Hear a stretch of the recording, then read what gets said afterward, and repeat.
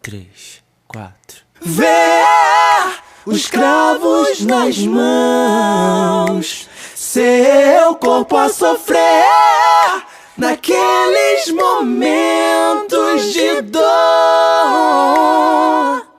Vê o mestre chorar, e foi por você que ele mostrou tanto amor. Me ajude a melhorar, sozinho eu não consigo mais. Eu sei, eu sou humano, eu só sei errar. Me ajude a melhorar, me ajude a melhorar. Sozinho eu não consigo mais. Eu sei, eu sou humano, eu só sei errar. Me ajude a melhorar. Você é linda demais, perfeita aos olhos do Pai. Alguém igual a você não vi jamais. Se o trovão e o mar se erguendo vem, sobre a tempestade eu voarei. Sobre as águas tu também és rei. Descansarei, pois sei que és Deus. Sonda-me, quebranta-me, transforma que eu enche-me. Você é um espelho que reflete a imagem do Senhor. Não chore se o mundo ainda não mudou. Já é o bastante Deus reconhecer o seu valor. Usa-me.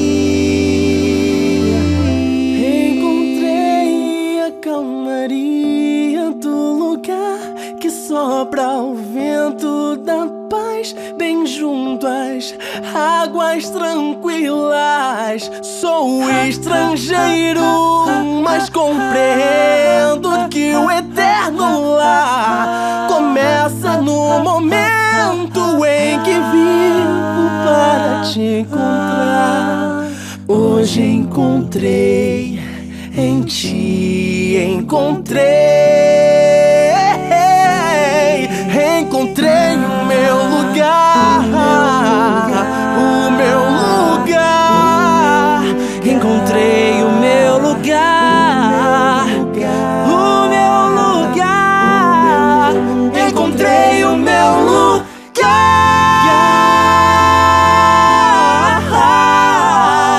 tão sublime.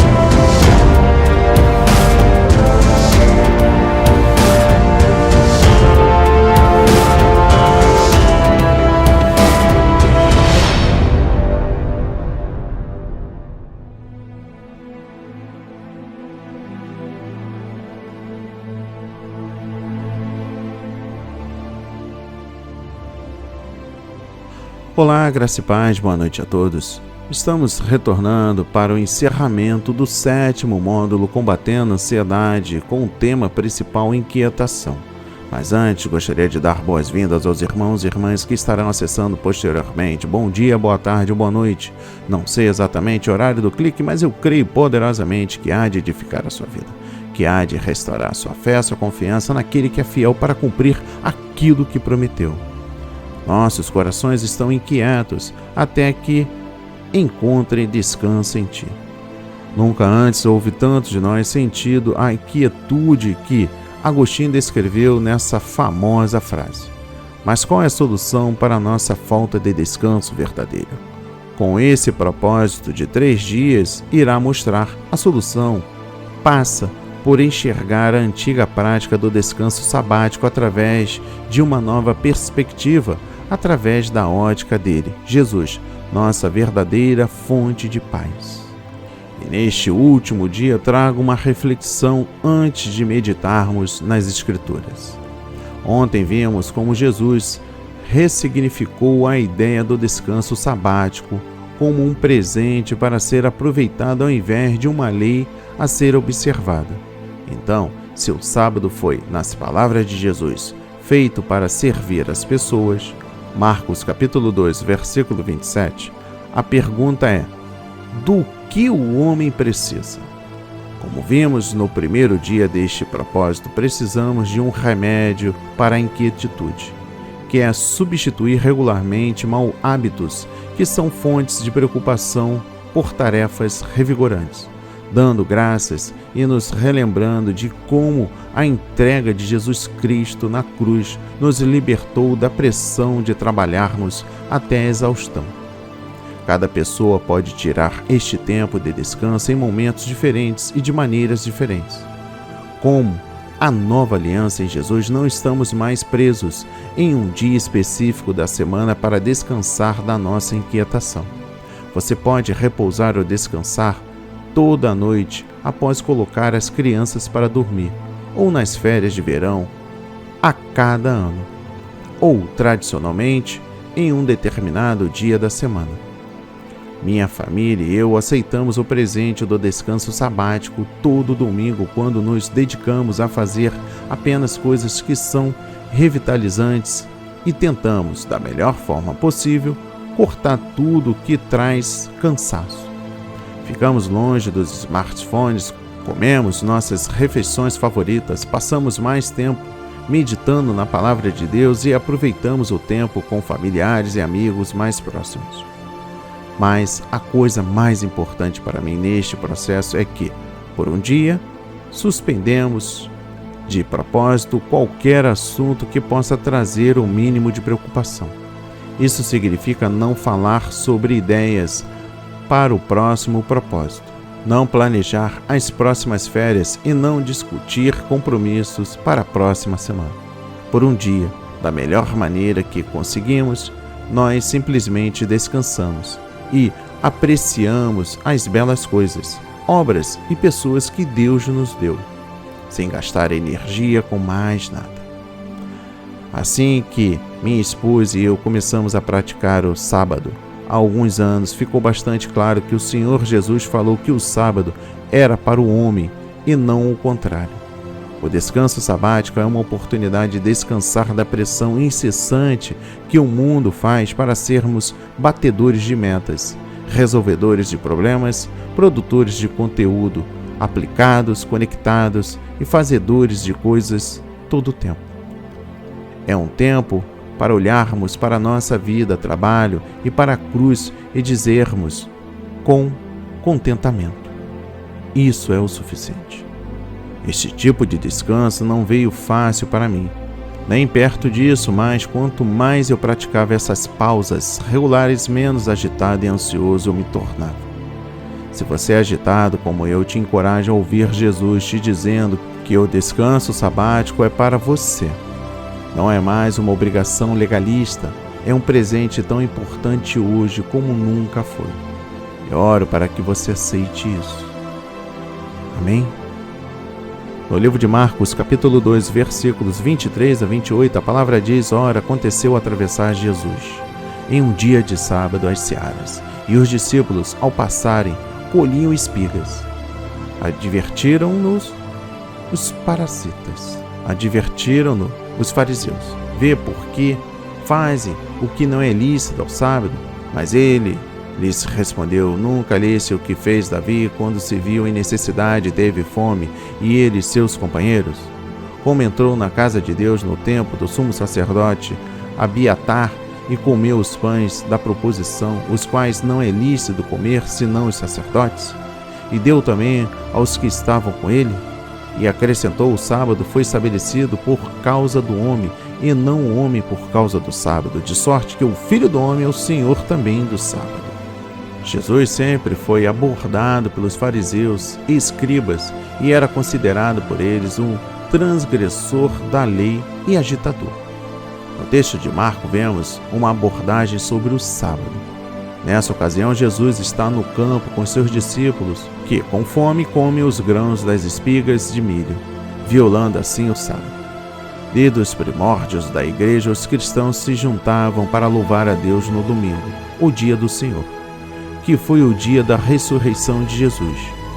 Aos poucos passaram a descansar mais no domingo que no sábado.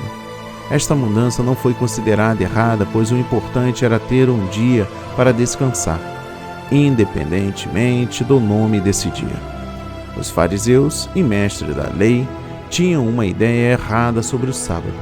Eles não o viam como uma bênção de Deus, mas como uma regra que tinha de ser cumprida a todo custo. Jesus mostrou que o sábado é para o nosso bem e não é uma questão de cumprir regras. Os sacerdotes que trabalhavam no templo quebravam a lei do sábado todas as semanas, mas não era errado. Eles trabalhavam por turnos e descansavam no outro dia. O sábado é um mandamento importante porque dá o direito de descansar. Não somos escravos do trabalho, mas por vezes Deus nos chama a trabalhar em nosso dia de descanso. E aí não é errado. O importante é ter descanso regular garantido. Na Bíblia, o descanso está sempre associado a Deus. Quando descansamos, confiamos em Deus. O sábado era um dia para descansar e passar mais tempo com Deus, sem a preocupação do trabalho. Era um dia de bênção e alegria. Jesus explicou que Ele é o Senhor do sábado. O sábado era o dia de Deus. Jesus é Deus. Por isso, Ele tinha o direito de abençoar pessoas no sábado e trabalhar nas suas vidas. Jesus era perfeito e nunca quebrou a lei de Deus, mas foi acusado de quebrar o sábado, que era um mandamento de Deus. Jesus explicou que Ele não estava quebrando o sábado. As regras do sábado eram diferentes da ideia que as pessoas tinham. Jesus não aboliu o sábado, mas Ele explicou que o sábado foi criado para nos ajudar, não para nos restringir. Não há problema nenhum em descansar no domingo, em vez de no sábado. O sábado foi criado para o nosso bem, não para nos prejudicar. Sábado em hebraico significa dia de descanso. Todos precisam de descanso regular para relaxar e renovar nossas forças. Mas muitas pessoas ignoram esta necessidade. Por isso Deus criou o mandamento do sábado. Deus fez o sábado para o homem e não o contrário. Quando descansamos, confiamos em Deus. O sábado era um dia para descansar e passar mais tempo com Deus, sem a preocupação do trabalho. Era um dia de bênção e alegria. O sábado é um mandamento importante porque dá o direito de descansar. Não somos escravos do trabalho, mas por vezes Deus nos chama a trabalhar no nosso dia de descanso e aí não é errado. O importante é ter descanso regular garantido. Nosso descanso está no Senhor. Que possamos todos os dias nos lembrar deste privilégio e dádiva. Primeiro ponto importante deste primeiro contexto: vendo o mal onde não existe. A lei deixava claro que, se alguém entrasse num território, estando com fome, tinha o direito de colher espigas para suprir sua necessidade momentânea, conquanto que não levasse dali para comercializá-la fora. Quanto A guarda do sábado, o mandamento se referia a não trabalhar nesse dia, não proibindo, contudo, atividades que buscassem a preservação da vida. Se isso valia para o animal, quanto mais para um ser humano. Logo, os discípulos não estavam quebrando a lei ao colher espigas para comer naquele dia. Os fariseus estavam vendo o mal onde não existia, lançando culpa sobre ombros inocentes. Cuidemos para não colocarmos sobre outros obrigações não impostas por Deus, não permitindo igualmente que o mesmo se faça conosco. O segundo ponto, o valor das pessoas. Jesus citou o exemplo de Davi e de como ele, num tempo de necessidade, comeu os pães sagrados de que não era lícito comer. Davi entendia naturalmente que, numa ocasião normal, não deveria mesmo lançar mão do que é sagrado, mas também sabia que a sua vida e de seus companheiros era mais importante do que qualquer cerimonial religioso. O problema dos fariseus era considerar as coisas como mais importante que as pessoas. Quando colocamos as coisas acima das pessoas, estamos deixando de cumprir o grande mandamento de Deus para o homem, que é o do amar ao Senhor, teu Deus, de todo o coração, de toda a tua alma e de todo o teu entendimento, e ao teu próximo como a ti mesmo. Na parábola do bom samaritano, Jesus dá o exemplo do perigo de se inverter os valores, citando o sacerdote e um levita. Apesar de verem o homem caído, ferido e quase morto, passaram de largo. Não atenderam ao necessitado porque estavam mais preocupados com os serviços religiosos no templo do que com a ministração ao necessitado. E um terceiro ponto importante, Jesus como o Senhor de todas as coisas. Durante seu ministério, Jesus demonstrou ser Senhor sobre todas as coisas. Ponto número 1, sobre a natureza, repreendendo tempestades. Ponto número 2, sobre os demônios, expulsando-os. Ponto número 3, sobre as enfermidades, curando os doentes. Ponto número 4, sobre a vida e a morte, ressuscitando os mortos. E o ponto número 5, sobre o sábado, revelando seu verdadeiro propósito. Nos exemplos anteriores, nenhum problema podia ser tão forte que Jesus não conseguisse resolver, nem tempestades, nem demônios, nem enfermidades, nem a própria morte.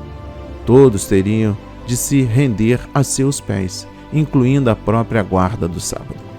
Ele é o Senhor sobre todas as coisas, em todos os dias. Se não fosse o Senhor sobre o sábado, não o poderia ser sobre as outras coisas. Mas Ele o é. Jesus tem sido o Senhor absoluto em sua vida. Há algo em você não rendido completamente a Ele? Bens, famílias, profissão, ambições pessoais e afins já estão debaixo do seu senhorio? Olha, vimos sobre a importância de não se ver o mal onde não existe, enxergando na falsa retidão moral que sobrecarrega as pessoas. Entendemos que as vidas pelas quais Cristo morreu são mais importantes que rituais, e que Jesus quer ser o seu Senhor, dono, proprietário de tudo que nos diz respeito. E por fim, para encerrarmos este terceiro dia, leitura no livro de Marcos, capítulo 3, versículos 1 a 6. E a palavra diz de novo: entrou Jesus na sinagoga, e ali estava um homem que tinha ressequida de uma das mãos. E estavam observando a Jesus para ver se o curaria em dia de sábado, a fim de o acusarem. E disse Jesus ao homem da mão requisita: vem para o meio. Então lhes perguntou: é lícito nos sábados fazer o bem ou fazer o mal, salvar a vida ou tirá-la? Mas eles ficaram em silêncio, olhando-os ao redor, indignado e condoído com a dureza do seu coração, disse o homem: estende a mão. Estendeu-a, e a mão lhe foi restaurada. Retirando-se, os fariseus conspiravam logo com os herodianos contra ele, em como lhe tirariam a vida. O que seria a mão seca? A nossa cura e libertação são questões primordiais para o plano que o Pai traçou a fim de que tenhamos uma vida digna de filhos e filhas. Por isso, nessa passagem do Evangelho, nós distinguimos um Jesus desafiador, que não se dobrava diante dos acordos e nem dos juízos dos homens quando queria fazer o bem, mesmo que fosse em dia de sábado. Todos nós também temos uma mão seca. Há sempre algo em nós que precisa do olhar de Jesus, da sua atenção e do seu incentivo. Hoje também Jesus desafia o mundo a fim de nos curar. O que antes era a mão seca daquele homem é hoje a nossa cegueira espiritual. É a nossa falta de caridade com o próximo. É a nossa impotência diante do pecado. É a nossa indiferença, egoísmo, medo, indecisão, incredulidade, enfim, tudo que nos faz defeituosos. Tudo que enfeia a nossa alma e, consequentemente, distorce as nossas boas ações. Estende a mão, disse Jesus àquele homem. É esta também a ordem que ele nos dá. Apresenta os teus defeitos, revela a tua dificuldade, abre a tua boca, confessa o teu pecado e eu te curarei e te libertarei. No entanto, para que sejamos curados ou curadas, precisamos reconhecer que temos defeitos e que precisamos de cura e de libertação. Muitas vezes queremos fugir de nós mesmos e nos refugiamos sob uma capa protetora para não reconhecermos as nossas deficiências. Talvez seja por isso que não conseguimos a cura e continuamos como aquele homem da mão seca, perdidos no meio da multidão e preocupados com o que poderão dizer de nós quando souberem das nossas limitações. Jesus hoje deseja nos colocar no centro como seus colaboradores e servos, mais curados e apacentados pelo seu amor. Faça isso, apresente-se hoje a Jesus, ponha-se no centro da sala e admita as suas dificuldades e as suas limitações. Ele quer curá-la. O que seria o dia de sábado para você? Será que existe algum dia em que não nos é permitido fazer o bem?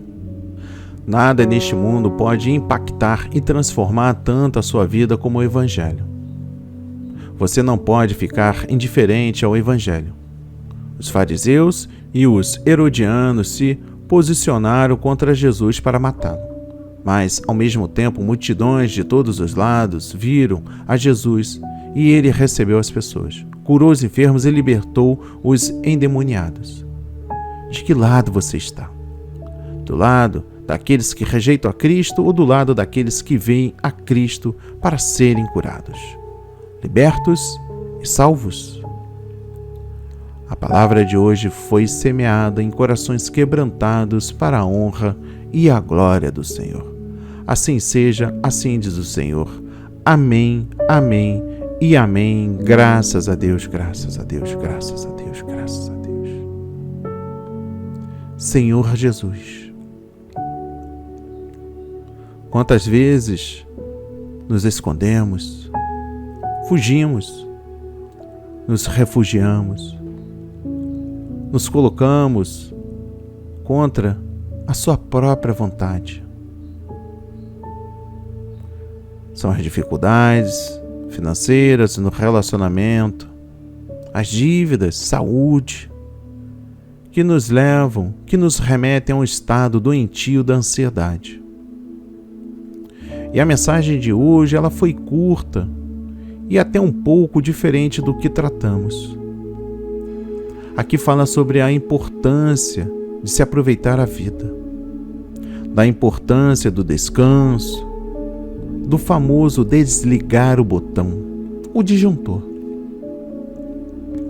para que possamos ver as coisas boas, tais como família, filhos, familiares, momentos de lazer, passeios, ver a natureza, as suas obras.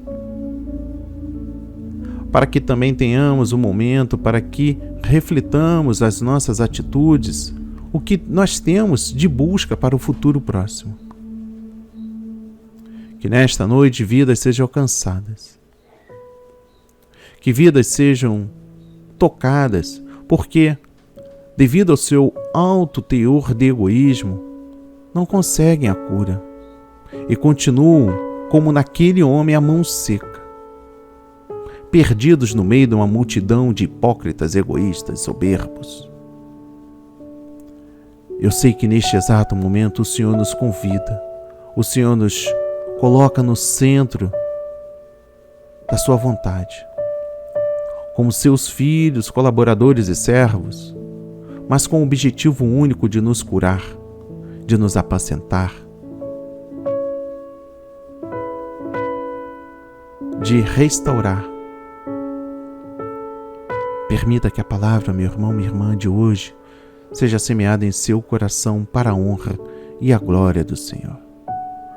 Louvamos e agradecemos o seu santo nome. Amém. E graças a Deus.